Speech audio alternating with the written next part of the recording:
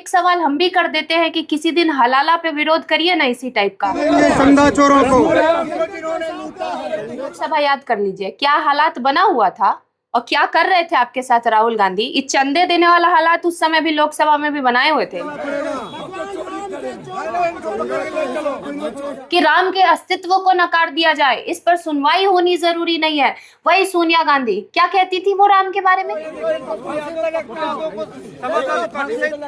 भाई एक मौका मिल गया है और जितना मर्जी आप इनका मजाक उड़ा सकते हो, इनकी आस्था का मजाक उड़ा सकते हो, इनकी श्रद्धा का मजाक उड़ा सकते हो। वही लोग है ना, ये वही विपक्ष है ना जो राम के अस्तित्व पे सवाल उठाता था। पकड़ा किसने आपको? साधु जी पकड़ा किसने?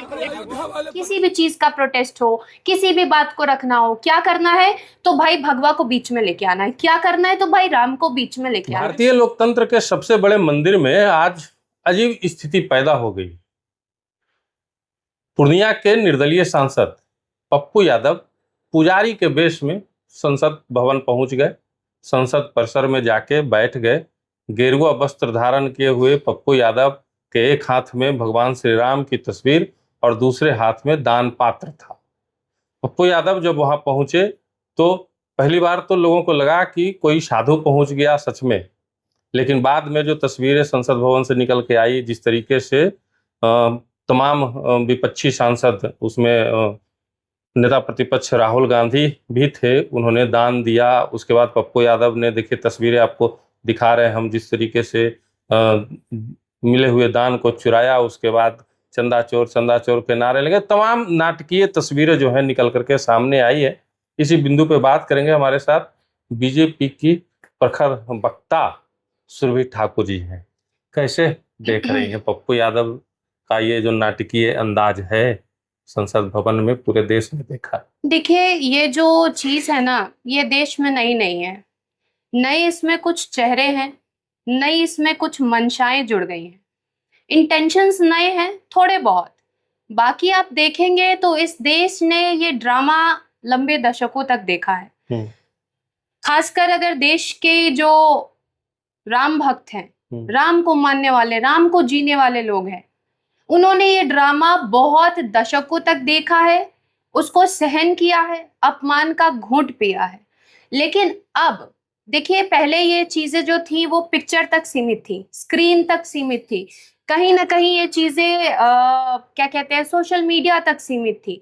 लेकिन अब लोकतंत्र के मंदिर पहुंच गई ये चीज, और ये चीज देश के पटल तक पहुंच चुकी है।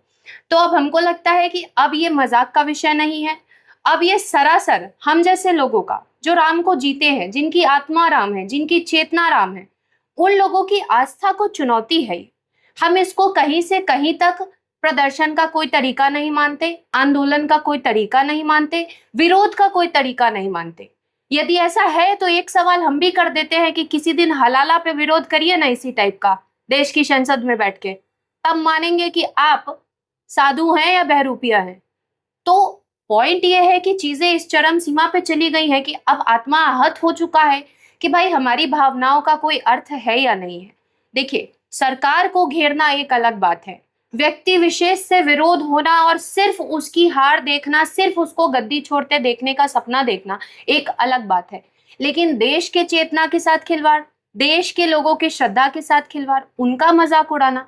आप बताइए कि हम लोग अभी पॉलिटिकल डिस्कशन कर रहे हैं, लेकिन आप अभी एक चौक चौराहे पे चले जाइए ना, एक टपड़ी पे जहाँ चाय बन रहा है, 5 आदमी बैठे हैं, उन लोगों को भी लग रहा है कि भाई हम लोगों की कोई इज्जत है या नहीं है, हमारे आराध्य की कोई इज्जत है या नहीं है, हमारे जो सनातन जो कल्चर है उसकी कोई इज्जत है कि नहीं। कि जब भी आपको उंगली उठाना होगा आप सीधा सीधा उंगली नहीं उठाएंगे, आप हमेशा सनातन को बीच में लाएंगे। चाहे इस देश की ना ये कल्चर न्यू कल्चर बनता जा रहा है, जैसे कहते हैं ना orange is the new black, वैसे ही इन लोगों की जो ये अजीब सी बिहेवियर है, ये नया कल्चर बनता जा रहा है। किसी भी चीज का प्रोटेस्ट हो, किसी भी बात को रखना हो, क्या करना है तो भाई भगवा को बीच में लेके आना है, क्या करना है तो भाई राम को बीच में लेके आना है। लेकिन कहीं ना कहीं सवाल तो उठेगा ना। अरे बिल्कुल उठना चाहिए, किसी ने नहीं कहा सवाल नहीं उठेगा। मैं खुद सवाल कर रही हूँ कि मेरे रामलला के छत्र छाया में जिसको सेवा का मौका मिला, उस व्यक्ति की बुद्धि इतनी भ्रष्ट कैसे हुई और उस व्यक्ति ने ऐसा दुष्कृत्य कैसे किया। We are also looking for answers. And हम लोगों सरकार की जो दायित्व होनी चाहिए थी सरकार ने लिया। उसके अलावा कई कड़े एक्शंस हुए हैं। जितने भी लोग ट्रस्ट से जुड़े हैं उनकी माइन्यूट मॉनिटरिंग हो रही है, उनके इकोनॉमिक ट्रांजैक्शंस की या जो कुछ भी हुआ है।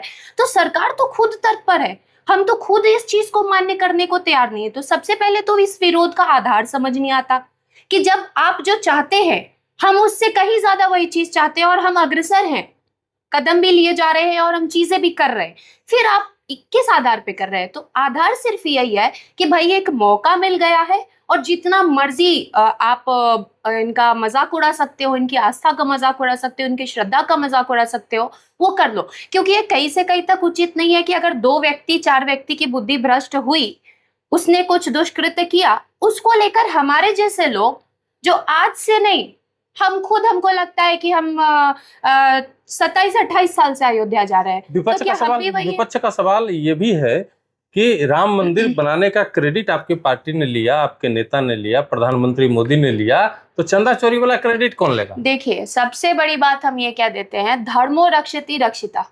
धर्म हमारी रक्षा करता है, धर्म ने हमें साधा हुआ है, हमने धर्म को साधा नहीं हुआ है। तो धर्म हमें प्रोटेक्ट कर रहा है, हम धर्म को प्रोटेक्ट नहीं करते। और धर्म जो है ना, वो अपना रास्ता निकाल लेता है, अपना निमित्त चुन लेता है। तो एक तरह से हमने कभी ये क्लेम नहीं किया है कि राम मंदिर बनाने का क्रेडिट हमारा है। हमने सिर्फ ये कहा है कि भगवान ने हमें निमित्त बनाया, ये सौभाग्य हमारा है। नहीं तो ये तो आंदोलन, ये वही लोग है ना, ये वही विपक्ष है ना जो राम के अस्तित्व पे सवाल उठाता था। एक नहीं, 20-20 वकील इसी कांग्रेस पार्टी के खड़े हुए थे ना कि राम के अस्तित्व को नकार दिया जाए, इस पर सुनवाई होनी जरूरी नहीं है। वही सोनिया गांधी क्या कहती थी वो राम के बारे में? यही आप बिहार आइए तो ये तेजस्वी यादव क्या कहते थे राम मंदिर के बारे में? उस समय पप्पू यादव का स्टैंड कहाँ था? अखिलेश यादव कौन है? उनके पिताजी कौन थे? कार सेवकों पे कितनी आसानी से गोलियां चलवाई और बाद में क्या कहा उनके पिताजी ने कि हमें कोई अफसोस नहीं है, एज इफ के जैसे उन्होंने बहुत अच्छा कोई पुण्य का काम किया हो। तो ये कौन सा विपक्ष है? आप तो पहले इस विपक्ष से पूछिए कि आप राम को मानते हैं या नहीं मानते हैं। भाई ये सिचुएशनल मानना तो नहीं चलेगा कि जब आपको लगेगा कि भाई देश की आस्था को कैसे रोका जाए तब आप राम के विरुद्ध में खड़े हो जाएंगे। जब आपको लगेगा कि वोट बैंक कैसे साधा जाए तब आप राम राम करने लगेंगे। ये कैसे चलेगा भैया? ये नहीं चल सकता। विपक्ष यही तो जानना चाहता है कि सवाल ये नहीं है कि चोरी हुई, ठीक है, सवाल ये है विपक्ष का कि प्रधानमंत्री अभी तक इस मुद्दे पे चुप है, उन्होंने कुछ नहीं कहा। प्रधानमंत्री बिल्कुल चुप नहीं है और प्रधानमंत्री कोई विपक्ष के दोस्ती यारी में तो है नहीं कि हर मुद्दे पर कॉल करके उनको बताएं अपनी प्रतिक्रिया। प्रधानमंत्री को जो कार्रवाई करनी चाहिए थी, जो केंद्र सरकार को कार्रवाई करनी चाहिए थी, जो यूपी की सरकार को करनी चाहिए थी और अयोध्या की जो प्रशासन है उनको जिस तरह से तत्पर किया जाना चाहिए तो सारी चीजें हो रही है। ये लोग कभी फैक्ट पढ़ते नहीं है भैया, ये लोग क्या कार्रवाई हो रही है उस तक जाते ही नहीं।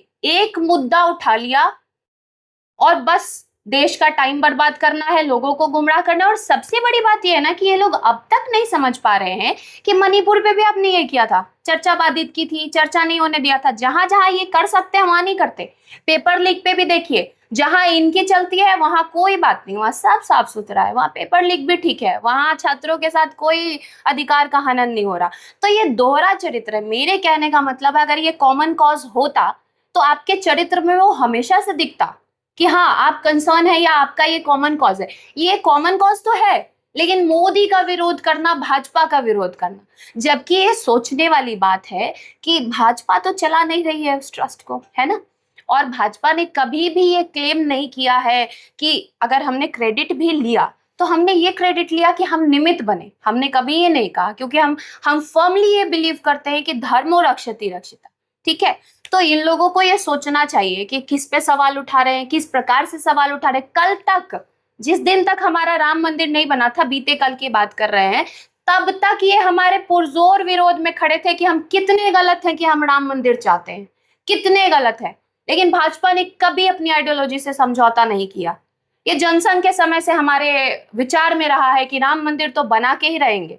अब जब राम मंदिर बन गया उस टाइम भी कोई विवाद नहीं कर पाए। विरोध होना चाहिए, विरोध लोकतंत्र में जो है विरोध होना चाहिए, अपराधियों का विरोध होना चाहिए, दुष्कृत करने वालों का विरोध होना चाहिए। और सबसे बड़ी बात नहीं, हम वो नहीं कर रहे हैं, हम कह रहे हैं कि विरोध करने का ये जो तरीका बिल्कुल, हम उसी पे आ रहे हैं। संसद भवन में जो ये कि तरीका था, सबसे क्या ये बड़ी- जायज था? बिल्कुल नहीं। सबसे बड़ी बात कि विरोध करने का तरीका आना चाहिए।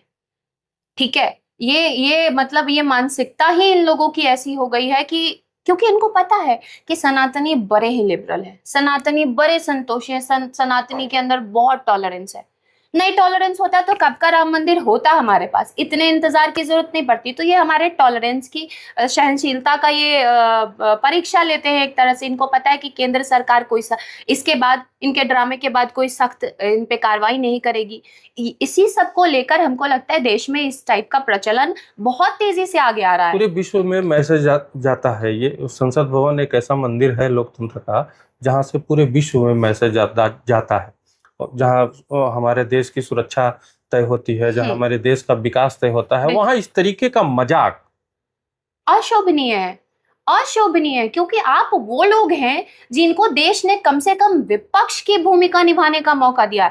अगर इनमें जरा सी भी बुद्धि होती तो ये सोचते कि कहीं ना कहीं जितनी सत्ता की भूमिका का महत्व है उतना ही विपक्ष की भूमिका का महत्व है। तो क्या ये विपक्ष की भूमिका है? क्या पूरे वर्ल्ड को आप ये मैसेज देना चाहते हैं? और कोई गुमराह नहीं हो रहा। भारत के लोग दुखी हैं, देखकर उनको अफसोस हो रहा है कि भाई हमारे ये सांसद कर क्या रहे। पप्पू यादव को क्या कहेंगे? पप्पू यादव को तो हम यही कहेंगे कि लोकसभा याद कर लीजिए, क्या हालात बना हुआ था और क्या कर रहे थे आपके साथ राहुल गांधी। ये चंदे देने वाला हालात उस समय भी लोकसभा में भी बनाए हुए थे इनका, याद होगा आपको भी। क्या स्थिति था 2024 में पप्पू यादव का? तो स्थिति याद कीजिए और थोड़ा कूटते में रहिए। सीधी सी बात है कि जिस तरह जेनजी को चैलेंज नहीं कर सकते ना, उस तरह सनातनी को भी चैलेंज नहीं कर सकते इस देश में। ये नहीं चलेगा। चलिए, सुरभि ठाकुर को सुन रहे थे आप क्या सोचते हैं इस मुद्दे पर? कमेंट बॉक्स में जरूर बताइए। धन्यवाद।